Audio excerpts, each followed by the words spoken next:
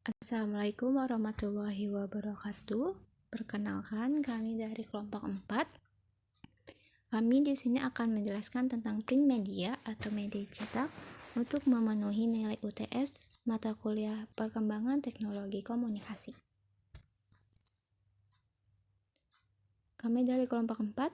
Yang pertama ada Muhammad Agus Salim, yang kedua ada Arifia Fadilah, yang ketiga ada Muhammad Dwiki Arifudin, yang keempat ada Muhammad Bayu Pratama. Yang pertama, kami akan menjelaskan tentang klasifikasi media dalam media cetak. Media cetak yang pertama ada newspaper atau surat kabar, yang kedua ada magazine atau majalah, yang ketiga ada buku, yang keempat ada tabloid.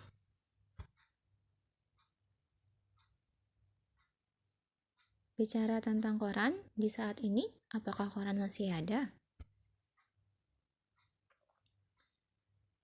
Nah, kita harus mengetahui nih beberapa karakteristik dari surat kabar. Yang pertama ada periodisitas atau adanya keteraturan dalam waktu terbit. Yang kedua ada publisitas, yaitu surat kabar menyebarkan informasi kepada publik atau halayak atau pembaca. Yang ketiga ada universalitas, yang mencakup informasi luas dan beraneka ragam yang menyangkut aspek kehidupan manusia. Lalu ada documented, dapat dijadikan bahan rujukan atau referensi. Lalu ada aktualitas, memuat informasi terbaru dan terkini. Lalu yang terakhir ada audiens melihat, halayak harus melek huruf atau memiliki kemampuan membaca. Kemudian yang kedua ada magazine atau majalah. Media cetak lainnya yang mencoba untuk bertahan. Di sini salah satunya ada beberapa contoh majalah yang masih bertahan saat ini, seperti Bazar dengan fashionnya, Forbes Asia dengan bisnisnya, Men's Health dengan kesehatannya, Tempo dengan politiknya. Lalu ada sekilas sejarah majalah. Pada tahun 1663 ada majalah pertama yang terbit di Jerman. Lalu pada tahun 1731 majalah pertama modern yang terbit yaitu adalah Gentleman's Magazine. Lalu pada tahun 2001 ada majalah berbentuk PDF pertama muncul. Lalu di 2013 ada majalah digital yang masuk di era kejayaan atau digital magazine.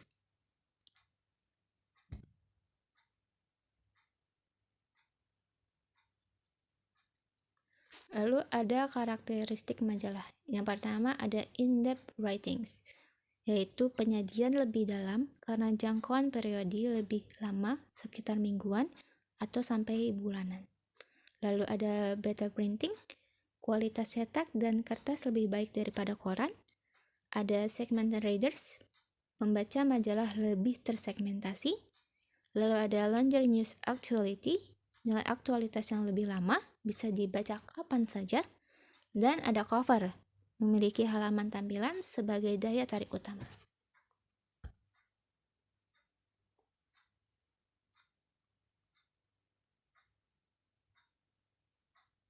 Online magazine. Saat ini hampir semua majalah di Indonesia sudah memiliki halaman digital. Haruskah kita beralih ke majalah digital?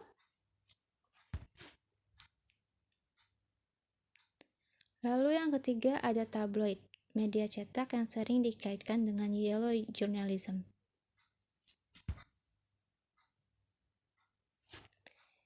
Apa sih yellow journalism itu? Pada masanya, surat kabar pernah dikuasai oleh yellow journalism, yaitu berita sensasional berkaitan dengan seks, pembutuhan, promosi diri, dan cerita-cerita humanis atau yang tidak masuk akal.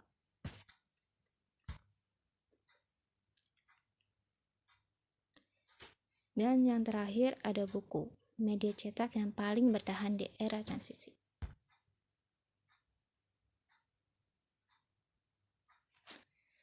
Ada 5 industri utama buku. Yang pertama ada buku dagang, biasanya termasuk buku fiksi, non-fiksi, peristiwa saat ini, biografi, sastra klasik, buku memasak, buku seni, puisi, dan lain-lain.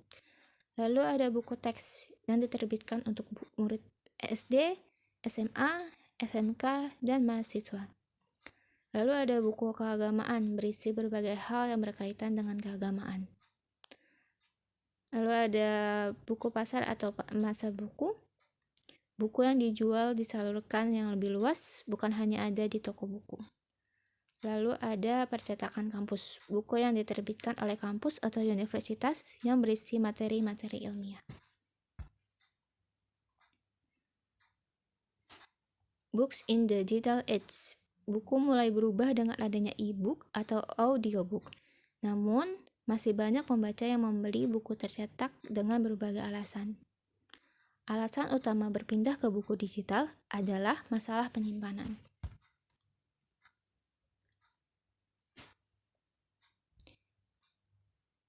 Ini adalah jumlah media cetak 8 tahun terakhir.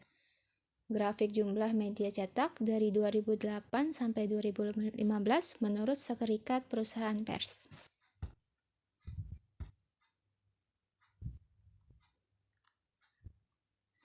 Dalam bukunya The Vanishing Newspaper terbitan 2006,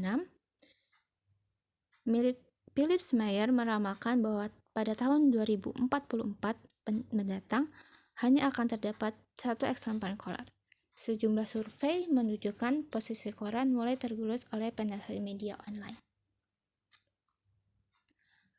Robert Murdoch dan Noam Chomsky mengamini pendapat Philips Meyer, namun tetap berusaha optimis.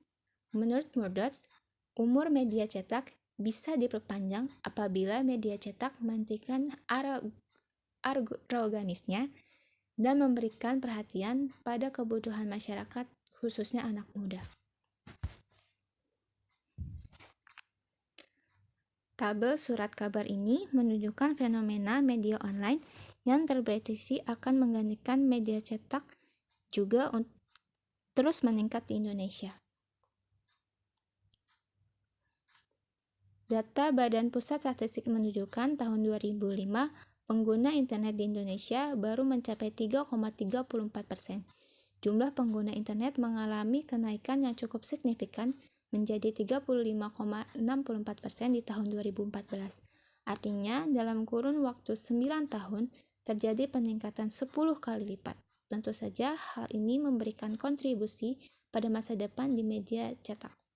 Data dari BPS tahun 2005.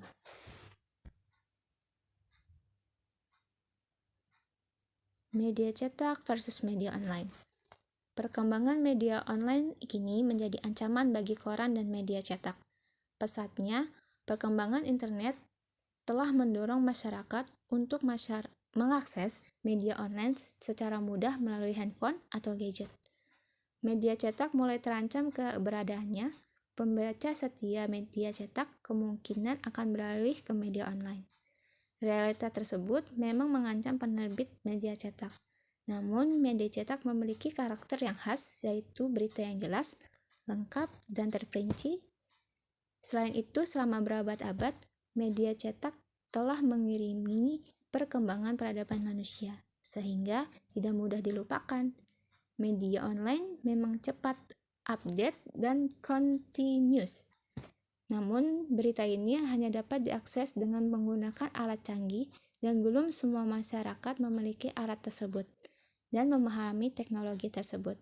Kendati demikian, media cetak telah melakukan antisipasi dini dengan membuat media online untuk mendampingi media cetak yang diterbitkan. Tren menurunnya media cetak dan diganti ledakan media digital dapat dilihat pada hasil penelitian Galarnew dan Joseph pada tahun 2009 yang menunjukkan bahwa para penerbit majalah konsumen terkumpul dalam penerbit majalah Amerika di konferensi digital kelima di New York pada tanggal 3 Maret 2009.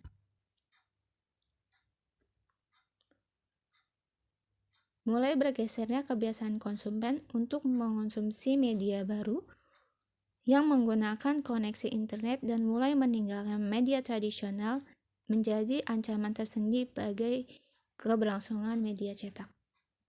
Meskipun media online belum dapat diakses oleh semua kalangan karena masih ada beberapa daerah yang terkoneksi internetnya terbatas, tetap saja media cetak mengantisipasi kehadiran media online dengan melakukan berbagai upaya, salah satunya adalah dengan konvergensi media. Strategi adaptasi media cetak dan online. Industri media, khususnya media cetak, harus melakukan perubahan jika tidak ingin terpinggirkan. Salah satunya adalah perubahan strategi harus dilakukan agar media cetak dapat bertahan. Media cetak harus mampu mendefinisikan dirinya dari mediumnya. Meskipun media online berkembang cukup pesat dan media cetak terbrexit di negara-negara barat akan mengalami kejatuhan, tetapi dalam konteks di Indonesia, media cetak masih dapat bertahan. Lalu ada user-generated content. User-generated content merupakan berbagai bentuk konten baik tulisan, video, foto, review, dan lainnya yang dibuat oleh seseorang seperti konsumen, pelanggan, atau bahkan followers. Mengapa sih user-generated content itu penting? Pasti banyak bertanya-tanya, mengapa UGC ini sangat penting bagi sebuah brand? Padahal menggunakan endorse atau brand ambassador mungkin lebih terlihat profesional.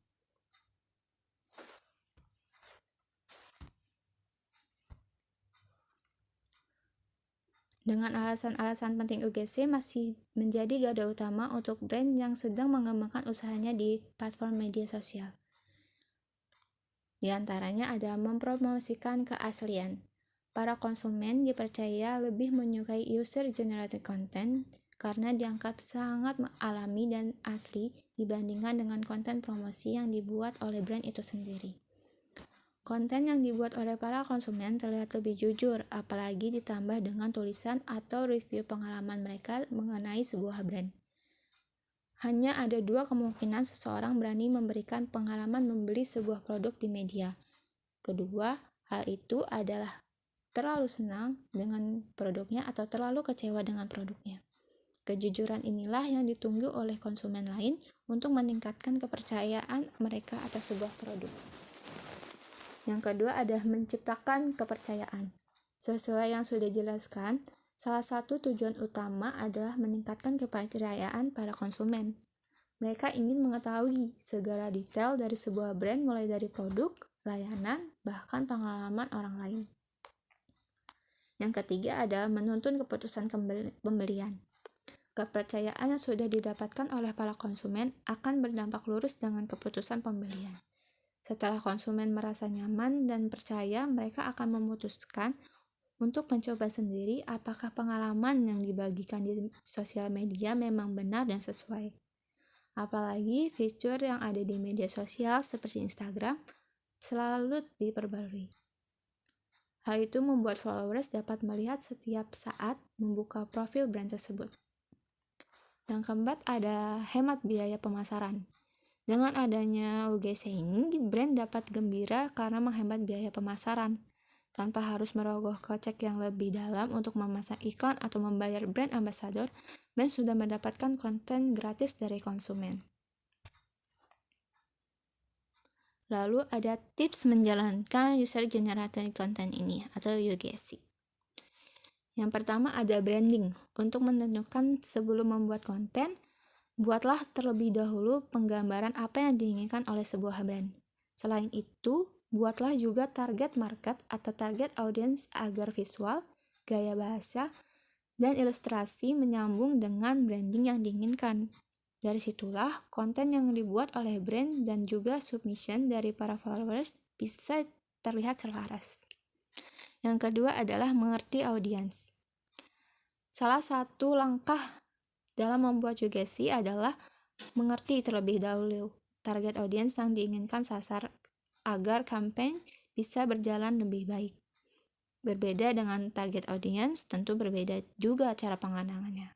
Contohnya, jika target audiens yang disasar adalah bukan anak muda yang tech savvy, cara pengumpulan UGC ini bisa lewat campaign Submit Your Story dengan menuliskan di halaman Facebook atau di kolom komentar. Yang ketiga, selalu meminta izin, dikarenakan mengupload ulang karya orang lain. Brand sebaiknya harus tetap meminta izin walaupun mereka sudah tag brand tersebut. Meminta izin bisa lewat DM Instagram atau Twitter, atau juga bisa di kolom komentar si pemilik karya. Dengan selalu meminta izin, brand akan terbebas dari segala bentuk tuntutan yang takutnya akan berimbas dengan citra. Sebagai brand menanyakan dahulu apakah karyanya bersedia untuk dipost ulang sebagai bentuk penghormatan. Yang keempat adalah menawarkan suatu timbal balik. Untuk mendapatkan sugesti ini, sebaiknya tawarkan sesuatu atau hadiah untuk para followers yang mengirimkan. Brand bisa menawarkan satu persatu untuk para followersnya yang fotonya di-repost atau membuat konten berhadiah dengan syarat mengirimkan kontennya. Namun, jangan terlalu fokus dalam giveaway karena bisa berdampak 30% orang yang mengirimkan hanya ingin hadiahnya saja, bukan jujur dari hati. Dengan cara ini, sebuah brand mendapatkan UGC gabungan dari kontes dan juga secara organik. Lalu yang kelima ada jelaskan konten yang ingin didapatkan. Agar UGC ini dapat sesuai dengan branding dari sebuah brand harus menjelaskan konten apa yang ingin diinginkan. Penjelasan ini bisa lewat campaign dan membuat hashtag. Dari hashtag inilah followers akan menyelesaikan konten yang mereka bagikan lewat sosial media. Lalu yang terakhir ada citizen journalism.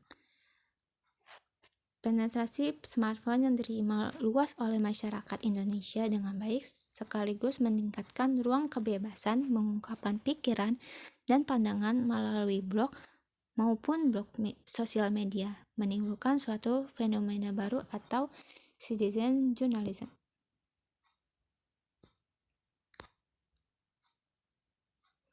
Ya, saat ini dapat dikatakan siapa saja bisa menjadi jurnalis, melaporkan banyak hal seperti kemacetan, kecelakaan di jalan raya, yang bisa dilakukan dengan tulisan maupun merekam video atau gambar dan menguploadnya mengabarkan pada seluruh dunia.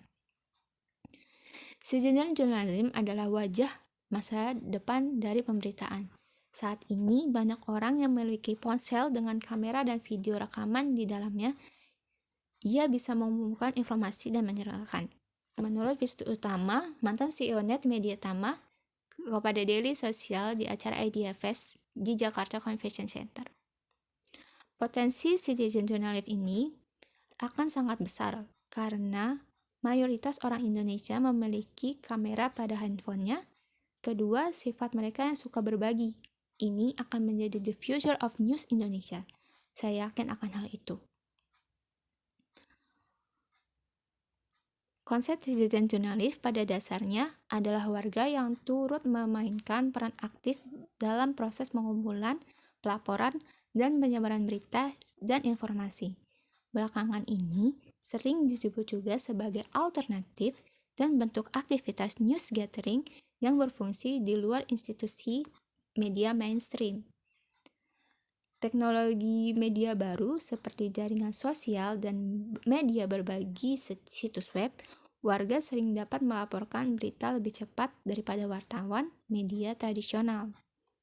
Tetapi memang citizen journalist ini tidak selamanya dipandang positif. Kritik dari fenomena yang muncul adalah bahwa tak ada aturan atau kode etik dalam pelaporan, terlalu subjektif, amatir dalam kualitas dan cakupan. Terutama dalam jurnalisme media massa, ada kode etik bahwa berita harus berimbang, melakukan cek-recek terhadap data-data sensitif dan cover bad side. Dan berita yang berasal dari masyarakat ini mayoritas adalah sepihak. Menanggapi soal kualitas dari pemberitaan awam, tentu saja tak asal menanyakan berita yang akan dikirim warga. Tentu harus ada tim editorial yang menyeleksinya. Harus diberikan edukasi juga, setiap berita yang kita terima diberikan komen dan pengarahan yang benar. Jika kualitas digital journalism secara umum bisa ditingkatkan, maka fenomena ini juga bisa memperkuat peran media sebagai anjing penjaga atau watchdog terhadap berbagai penyimpangan serta ketidakadilan politik, demokrasi, ekonomi, dan lain-lain. Mengkritisi pemberitaan di televisi nasional yang isinya hanya Jabodetabek dan Pulau Jawa saja, si jurnalis ini juga bisa memberikan suara pemberitaan di luar Jawa. Indonesia sendiri, negara kepulauan yang luas, jika media bisa berinteraksi dengan warga dalam tukar-menukar info pemberitaan agar lebih beragam dan diharapkan mewakili suara dari seluruh daerah. Terima kasih telah menonton video ini. Mohon maaf bila ada kesalahan kata. Mohon maaf bila ada kesalahan data, kekeliruan dalam pengucapan. Terima kasih. Sampai jumpa lagi.